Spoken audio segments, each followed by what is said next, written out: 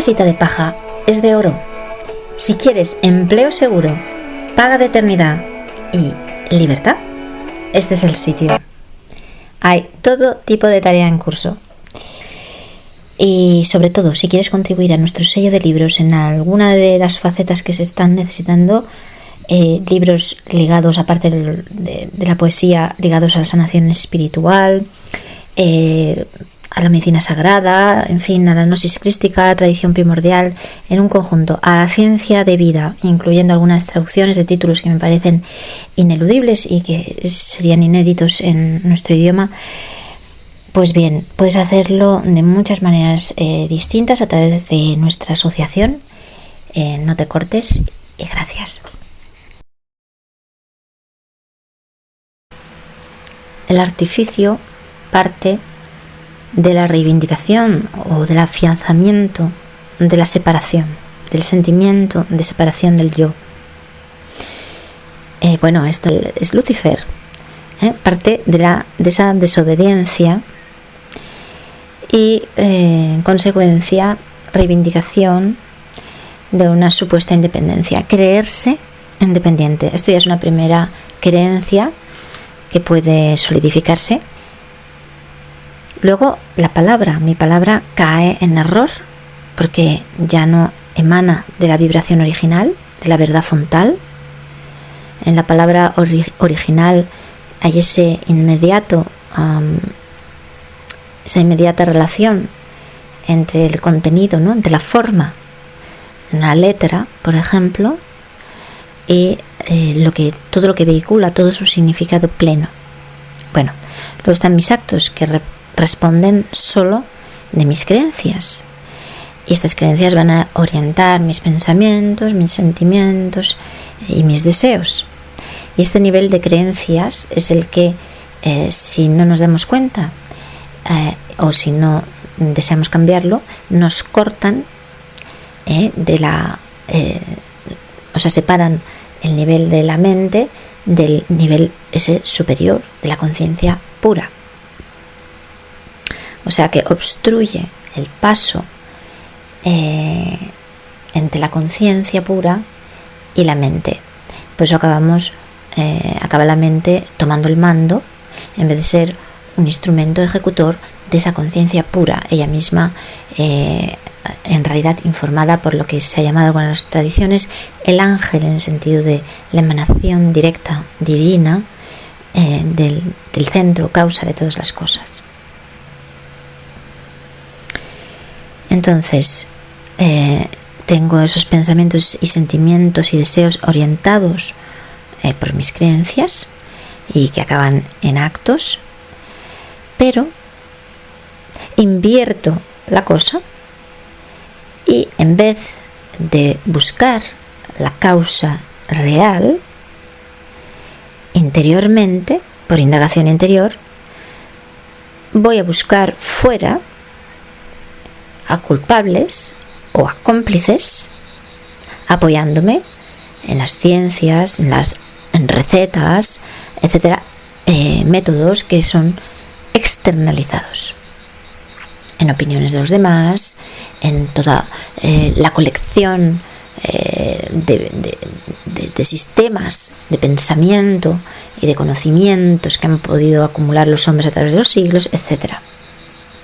Pero eso no es una percepción directa de la verdad o la revelación de un remedio curativo, por ejemplo, ¿no?, de una verdadera solución a un problema o a un sufrimiento. Eso no se me revela interiormente, no estoy informada de esto interiormente, lo busco por fuera. Y ahí inevitablemente se va a introducir falsedad, porque de eso es de lo que queremos hablar. Entonces por ejemplo, me siento mal en mi cuerpo, como se habla mucho hoy día de esta cuestión, y verdaderamente mi desarmonía ya solo está en un plano horizontal, porque verdaderamente a nadie le está importando seguir el ritmo de las estaciones. Por ejemplo, prefiero mi aire acondicionado y el curso de las estrellas, pues francamente ni siquiera tengo contacto con ella en mi vida diaria y me importa un bledo. me creo totalmente independiente a todo eso, y realmente se trata de respecto a los demás, a los otros, porque no, de la mañana a la noche desde luego estoy confrontado a ellos, que sean seres cercanos, que sean amigos o enemigos, o que sean extraños. Es mi día a día. Y esa visión solamente horizontal pues me lleva, sobre todo dentro de mi problemática, a un ping-pong siempre dualista, interno o externo con los demás, a una fisura bipolar o un apartheid, al bullying o a generismos, a guerras y fronteras, a debates puramente dialécticos, a izquierdas y derechas sempiternas, a ser anti o pro algo, etcétera, etcétera. Entonces debaten, combaten, hacen y deshacen todo el tiempo. Escúchense las conversaciones habituales de posicionamiento de egos, porque solo el ego se posiciona realmente sobre sistemas filosóficos, políticos, económicos, fisiológicos, ecológicos, y todas las ciencias humanas que los estudian, cuando lo primero para una auténtica transformación, para una auténtica sanación, cuando realmente se desea la salida a un sufrimiento, cuando realmente se desea el bien, eso sí, cuando realmente se desea la salud, la auténtica salud, etcétera, etcétera, pues lo primero, señores, es conocer al ser humano, la naturaleza humana, que nos mueve, que nos hace pensar, sufrir, enfermar. Con conocer al ser humano no me refiero a conocerlo en un sentido psicológico para ser más listo que el otro, para favorecer la supervivencia de mi persona, y muchísimo menos ese pretender arrancarle su pensamiento íntimo y volición, colectando data desde lo más fuera de fuera, ese horrendo extremo opuesto a la indagación del alma, porque no puedo conocer nada de todo lo que se me aparece por fuera, nada que sean los astros, o que sea mi vecino, o mi amado, o mi mascota, o mi nada, o un río, o nada de lo que veo, nada de lo que percibo con mis sentidos corporales y con mi mente, sino he girado la atención hacia mi interior y he descubierto realmente quién soy. He descubierto la esencia inmortal en toda criatura, y la vanidad de vanidades quedando destapada. Esto es lo real. Y de allí se parte, de esa revelación que puede venir espontáneamente o que ha producido un mínimo de indagación interior. Tengo ese ojo, como esos dos ojos que tenemos, y el tercero, ese que hemos completamente perdido, sobre todo en nuestra civilización occidental, que ya es globo occidental, que es el ojo de la sabiduría. Tenemos esos ojos carnales que dicen, uno debe decir, no soy nada, si lo pienso profundamente, y el otro nos dice, soy todo. ¿Y cómo combinamos esos opuestos? Pues bien, esa es la ciencia tradicional, que se la ha llamado de la balanza, queda muy claro con esa apelación, o la doctrina de la ciencia de la conciliación de los opuestos, o como decía Lanza del Basto, más exactamente la conciliación trinitaria de los opuestos, que tiene en cuenta ese tercero trascendente. Si trazamos esta pirámide entre estos tres ojos, tenemos esa punta que es una e inmutable, decía Lanza del Basto, de la pirámide, que es esta relación de la que dependen todas las demás, pero que no depende de ninguna. Porque si todo es relativo, el absoluto por sí mismo queda puesto, ¿no? Es la relación con R mayúscula. Esta es la auténtica dialéctica de la que, bueno, nos hemos desviado en los siglos en Occidente, ya estaba ocurriendo entre los pensadores, ¿no? Los más importantes de la Grecia antigua, y ya Platón, que también estaba inmerso en cierta, ¿no? en esa dialéctica ya plenamente existente, pero que aún así señalaba el peligro y recordaba ese tercero, ¿no? Ese tercero trascendente. Porque esta verdadera dialéctica, la palabra misma, ¿no? la asociamos mucho más a Hegel. Bueno, quiere decir que no es ni hegeliana, ni marxista, ni de ninguna escuela filosófica, sino que es enteramente espiritual, es decir, más profunda, y que tiene en cuenta esa realidad superior, frontal, o como se quiera decir.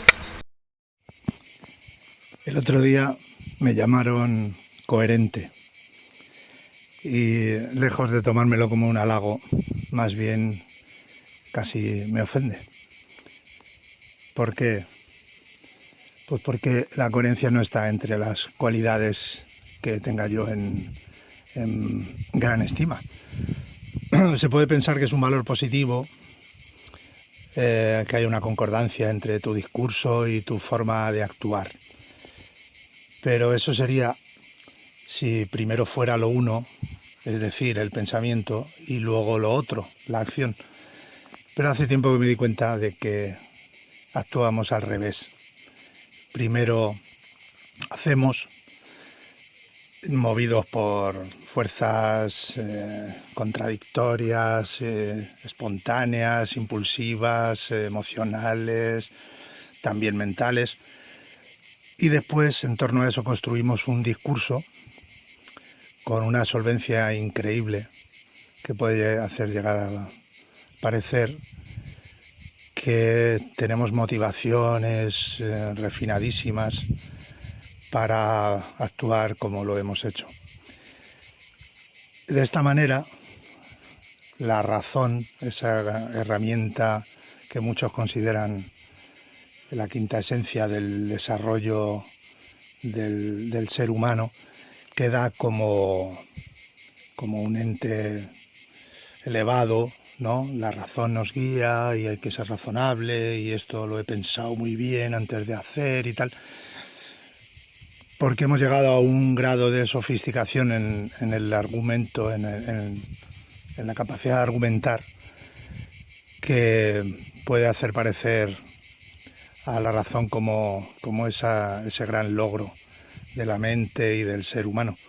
Pero en realidad es una pequeña trampa, es una perversión que nos permite justificar nuestros actos apoyándolo en algo neutro como es la razón, y evitar de paso entrar en disquisiciones de tipo moral, ético y filosófico, que ya a la mayoría de la gente le daría demasiada pereza e incluso demostrarían insolvencia para afrontarlas desde un plano más profundo o trascendente.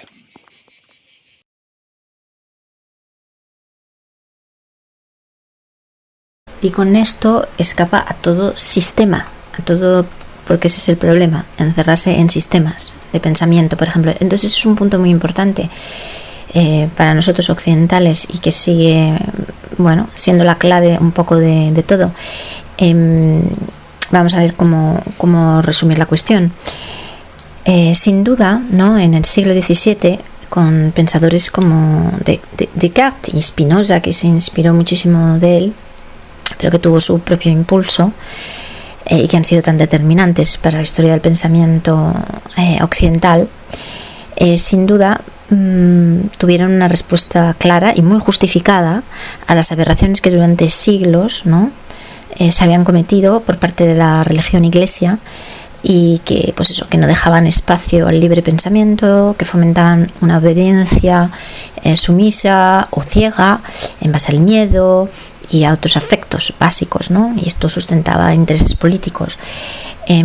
Pero claro, se introdujo también otro mal, que es su otra cara, porque se fue cayendo, digamos, del otro lado, pero de un péndulo solamente mental, en cuanto se fue perdiendo el eje, que no se había perdido todavía con Spinoza o Descartes, que eran absolutamente creyentes, pero en el sentido de una íntima relación o convicción o instinto, ¿no?, de Dios en nuestro interior.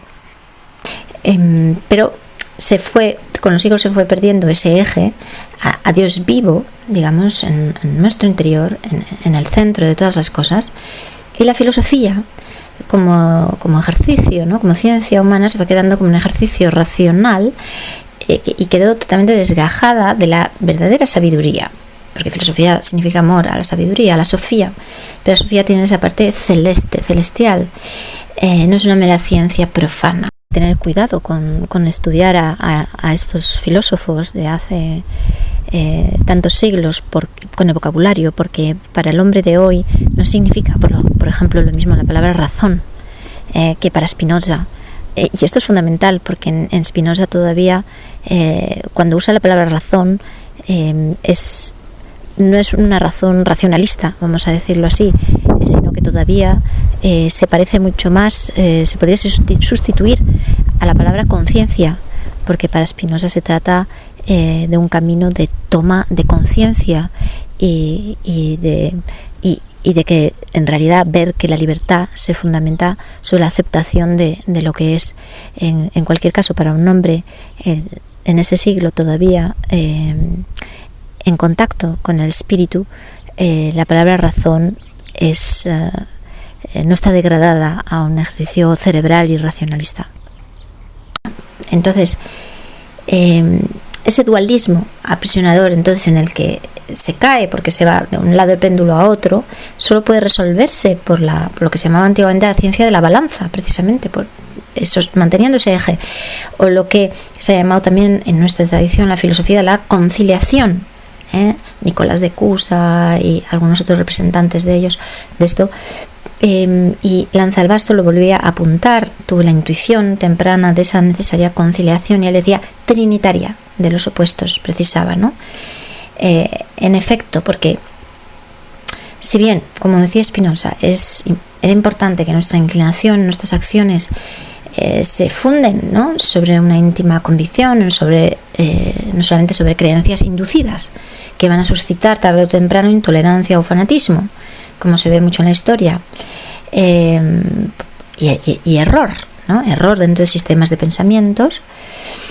Pero digamos que precisamente el error de todos los seguidores ateizantes cada vez más, ¿no?, de un Spinoza, un Descartes, etcétera, fue pensar que se podría proponer la razón razonante.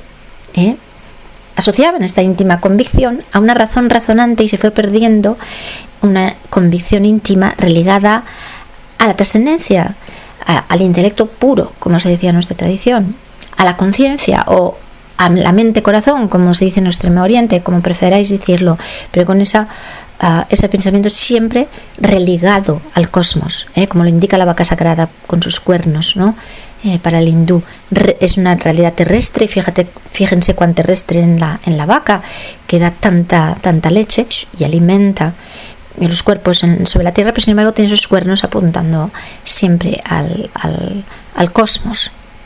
Entonces, hoy día queda más que demostrado que se han sustituido unas creencias por otras, acarreando exactamente el mismo fanatismo. Y pondremos un ejemplo. No pocas veces he escuchado decir: solo con quimio se puede curar un cáncer. No se debe entrar en debate, porque el que se expresa así y piensa no solo tener razón personalmente, sino tener un pensamiento propio, eso es lo que cree, que tiene un pensamiento propio, colectivamente compartido, en su mayoría científicamente demostrado, es decir, lo más parecido a la verdad que pueda concebir una mente materialista, un pensamiento materialista. Entonces, además, forzosamente, si se le afirma algo aparentemente opuesto, lo va a percibir como si proviniese de una ideología, de un sistema de pensamiento contrario. Eso va a ser directo. Él tal vez ni siquiera es consciente de su sistema de creencias, ¿no? que orientan su pensamiento. Entonces lo toma como posicionamiento anti, lo cual se ha visto de sobra con la pandemia, sin concebir ya en absoluto la posibilidad, esa es la fatalidad en Occidente, de la emisión de un pensamiento en relación directa con el ángel. Algo completamente ausente ya no solo de su experiencia, al menos consciente, porque en realidad sí puede tenerla a otro nivel y no darse bien cuenta o no atribuirla a lo que se puede atribuir, porque no tiene en su entorno, en su educación, por su condicionamiento, no tiene las claves para interpretarlo correctamente.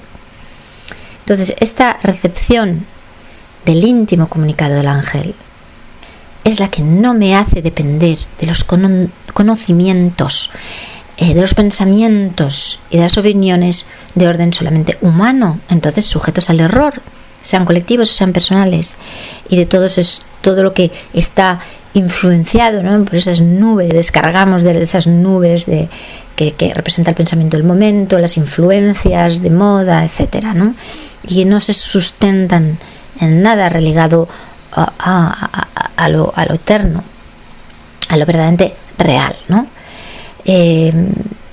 Entonces son realidades enteramente relativas que, como decíamos, no nos religa lo que precisamente escapa de ello. Descartes enunció perfectamente la inversión en la que fuimos cayendo como civilización, que es el contrapunto de la conversión a la fe, con esa fórmula, pienso luego soy, porque es exactamente la inversa. Soy. Yo soy. El I am. ¡Pum! Vengo a manifestación. ¡Pum! Soy. Simplemente el ser puro. Y luego pienso. No puede ser al contrario.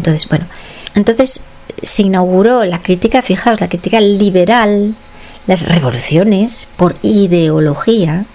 Y a todo esto nos parece siempre me ha parecido perfecta la divisa de San Pablo, que es la que corresponde a una revolución espiritual, a una inversión correcta de cara a un necesario cuestionamiento de todas las cosas, eso sí, y que sea por íntima convicción, dentro de ese corazón, de lo hondo del corazón cósmico y no del corazón sentimental, y de nuestra pequeña razón limitada, y de cara a nuestra liberación final, sobre todo, porque si no nos vamos a salir de ninguna cárcel, nos vamos encerrando dentro de sistemas. Y él apeló a la renovación de nuestra mente por el influjo del espíritu, no a su ensalzamiento por ejercicio razonante. Aquí está la clave. Dice en Romanos, está recogido en Romanos: no os conforméis a este siglo, antes bien renovaos en el espíritu de vuestra mente para comprobar cuál es la buena voluntad de Dios. No sé si está bien la traducción, pero yo diría directamente la voluntad divina, ni buena ni mala. Esa relación con la fuente la tenemos en la vertical, ese axis mundi, decían nuestros en nuestra tradición. Es la relación con la verdad, con V mayúscula, y vemos cómo con esa larga pérdida de relación con la verdad y de estar centrados en esa vertical, nos hemos ido hacia un mundo completamente extraviado en el dualismo, que ya no puede distinguir, ya no tiene medios de tener un criterio real sobre la verdad y la mentira, y eso es evidentemente está puesto adrede en evidencia en estos tiempos apocalípticos, para que yéndonos hacia un mal terrible en apariencia, lo es, pero estamos en el mundo de las apariencias, en el mundo de lo relativo, por suerte. Pero quiero decir que está a niveles ya extremos, por ejemplo, de inteligencia artificial, pero que sin duda está aquí para poner más de manifiesto y más a la vista para todos esa mentira completa y desear, y que genere un regreso a lo real. La mente está, reventando por sí sola, y estamos llegando a esos extremos en que va a haber ese vuelco, ¿no? Porque verdaderamente ahora mismo estamos servidos por ese anti-ángel de la tecnología, de un Dios ciencia sin Dios, Al nivel que se toca del ángel, contrariamente a lo que se pueda pensar, la manifestación es directa en la materia, porque escapa precisamente al tiempo, a lo que está a nivel de la mente, en las coordenadas del tiempo, donde hay desfase, forzosamente, distorsión, evolución aparente. Aquí, como decía Spinoza, materia y espíritu es uno. Entonces, desde ese nivel, la manifestación en la materia, si hay esa conexión a ese nivel, es directa. Y entonces eso nos ocurre materialmente, ¿no? A nivel tangible. Podemos vivir esta experiencia directa, pues por ejemplo cuando tenemos un pensamiento o un sentimiento puro, cuando se manifiesta de forma tangible en la materia, por un signo, por una aparición de un animal, de una persona, por algún signo mágico, o bien un cambio, una transformación inmediata de las circunstancias en ese momento en nuestro entorno, o por sentirse atravesado por un rayo, o por tener alguna visión de plano astral, etcétera. Cuando descubrí a William Blake fue como encontrar un hermano. Fue verdaderamente un gran apoyo en la soledad de pensamiento. Y con él descubrí, bueno, para él es que política y religión son la misma cosa, como así también lo percibo.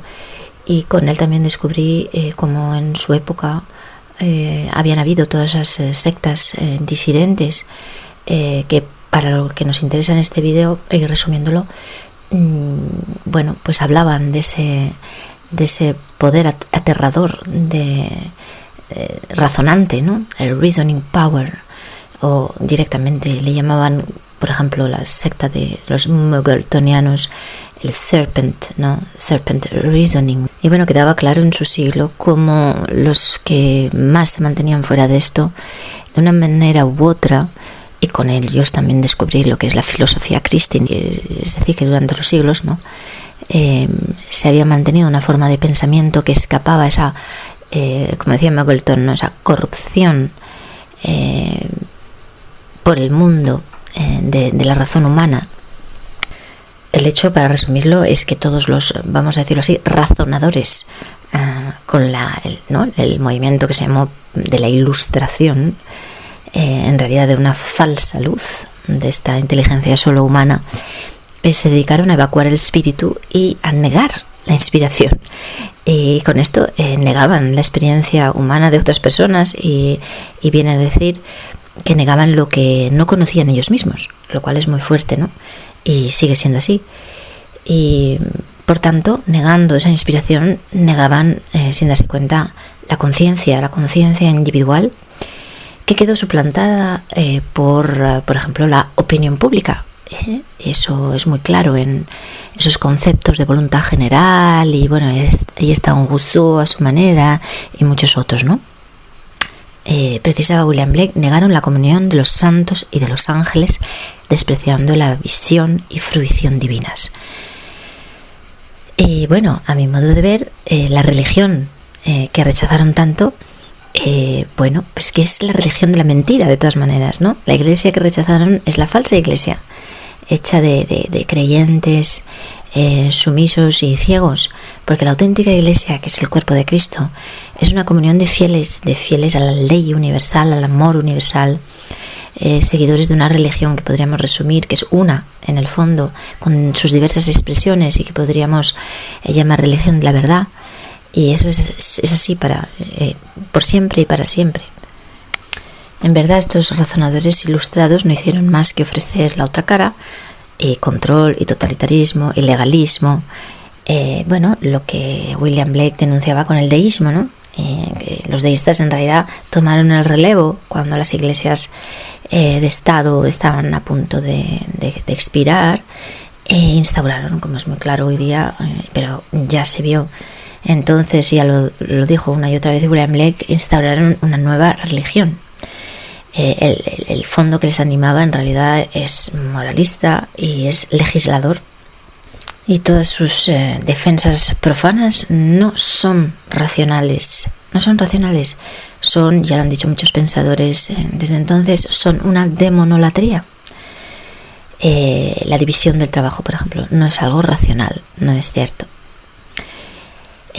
Pascal, ¿no?, anteriormente al siglo de William Blake, ya había precisado con mucha razón que, por ejemplo, las profecías, los milagros de la Biblia pueden ser, y lo argumenta muy bien, son perfectamente aceptables por la razón. Lo que hace que sean rechazados es la concupiscencia, que vamos a resumir en el apego al mundo, a lo terrestre, o la malicia del corazón. Y esto es muy claro hoy día. De la ensalzada razón humana han emanado leyes que, si bien pueden impedir el pecado, como lo vio, por ejemplo, Tompkinson, no pueden cambiar el corazón, como decía. También Milton decía que la ley puede destapar el pecado, but not remove it, pero no puede erradicarlo, ¿no? Pascal tiene un pensamiento tremendo aquí cuando dice: de lo que Platón solo consiguió persuadir a unos cuantos hombres escogidos e instruidos, una fuerza secreta hace que se convenzan cientos de miles de ignorantes por la virtud de unas pocas palabras. Eso es muy importante porque dice de la necesidad de un factor sobrenatural que es la verdadera fuerza, ¿no? La razón puede convencernos muy rectamente y puede ser muy brillante, pero no logra ningún objetivo real si el corazón no es tocado. Y normalmente solo puede ser tocado por la gracia. No hay ahí razonamientos que puedan realmente moverle, ¿no? O bien, como decía Pascal, o bien se tiene el instinto, o bien se es tocado en esa gracia en el corazón, y cualquier otra manera forzando por la razón puede causar el terror, es una acción de violencia. San Pablo también decía que si hubiese predicado, no hubiese podido predicar ni evangelizar por la sola fuerza de lo que, ¿no?, lo dijo así, de la palabra de sabiduría, que es la que quieren, ¿no?, han desarrollado en los siglos todos estos filósofos. La simple palabra de sabiduría, evidentemente, no es eso que tiene el poder de evangelizar, sino el Espíritu Santo. De otro modo, significaría que la cruz de Cristo ha sido inútil, se anula, evacuatur, se lee en la Biblia, ¿no?, la crux Christi. Eso es algo muy, muy, muy profundo por meditar. Merece la pena que resuma aquí unos pensamientos de Pascal que, a mi modo de ver, fueron extremadamente lúcidos en su visión, ¿no?, de los filósofos en general. Anotaba: creen que Dios es el solo digno de ser amado y admirado. Bueno, aquí está hablando de los que todavía eran creyentes, desde los griegos hasta su época, a grosso modo. Creen que Dios es el solo digno de ser amado y admirado, y han deseado ser amados y admirados por los hombres sin ver en ello su corrupción. ¿Cómo? Han conocido a Dios y no han deseado solamente que los hombres le amasen, sino que se detuviesen en ellos. Han querido ser el objeto de la felicidad voluntaria de los hombres. Otra más: aunque Epicteto, pero también valdría para Zenón y otros, hubiese visto perfectamente el camino, dijo a los hombres: seguís uno falso. Muestra que es otro, pero no conduce a él. Y este camino es el de querer lo que Dios quiere, y solo Jesucristo conduce a lo que se ha llamado en la tradición la vía veritas. Otra lucidez es sobre lo que decían los escépticos, que entonces les llamaban pironianos por aquel pirus. Bueno, la impotencia de la que hablan los escépticos en realidad dice de la debilidad de la razón, no de la incertidumbre de nuestros conocimientos, como lo pretenden. Y es sobre estos conocimientos del corazón y del instinto que debería apoyarse la razón y fundamentar sobre ello su discurso. Y ahí cualquiera que haya tenido alguna experiencia de orden supramental, alguna revelación, está completamente de acuerdo. Que esos conocimientos, cuando nos vienen directos, ¿no?, de la fuente, son absolutamente indudables. Blake resumía la desviación fatal del pensamiento con esas 3 figuras de su tiempo en distintos campos de actividad humana que han sido claves, desde luego Newton, Locke y Bacon. Bacon fue el que, digamos, aplicó a la sociedad el método científico positivista, aquel vicio científico de tomar la parte por el todo, ¿no? Le llevaba pues a hacer manifiestos en favor de la guerra y de la razón de Estado directamente, este poder razonador, ¿no? Solo estoy dando una pincelada, pero es que el poder razonador liberal ha mostrado ya su fin oculto e irracional de control totalitarista, que ya fue detectado, ¿no?, pues eso, hace 4 siglos por los hombres honestos, pero fíjense que está basado paradójicamente en el no pensamiento masivo, y tocando la medicina pues muy pocos se atreven a ver que esta ciencia se ha visto por igual, esta rama de la ciencia se ha visto por igual afectada porque otras ramas, por el pensamiento del poder razonante, y eso implica que se ha vivido y se puede comprobar una deshumanización, un cerebralismo reductor, es decir, demencia, y también la concupiscencia propia del poder. De hecho, más bien han quedado tapadas su impotencia y sus desmanes por deslumbrantes descubrimientos para tratar las cosas a nivel físico, a partir del siglo XIX sobre todo. Pero precisamente a partir del siglo XIX, ¿qué nos dice realmente una enfermedad sobre el ser humano, ¿no? Una enfermedad como la tuberculosis. Y que hasta el día de hoy, a pesar de los avances de la medicina, no ha sido erradicada. ¿Qué nos dice a partir del siglo XIX? La multiplicación increíble de trastornos. De hecho, le bautizaron el siglo nervioso, ¿no? Ahí está la novela rusa, con esos personajes víctimas de la histeria, etcétera. Los trastornos psíquicos que continúan siendo tan frecuentes, y además de los síndromes, lo que se llaman síndromes, como el autismo, etcétera, y que solamente verdaderamente son tratados, excepto algunas aventuras osadas en el buen sentido, son tratadas con farmacología y por algunos métodos que ha utilizado la psiquiatría, que desde luego han dejado una historia negra, como han sido testimonio de ello algunos tristemente famosos personajes como Camille Claudel, etcétera. Verdaderamente métodos deshumanizados.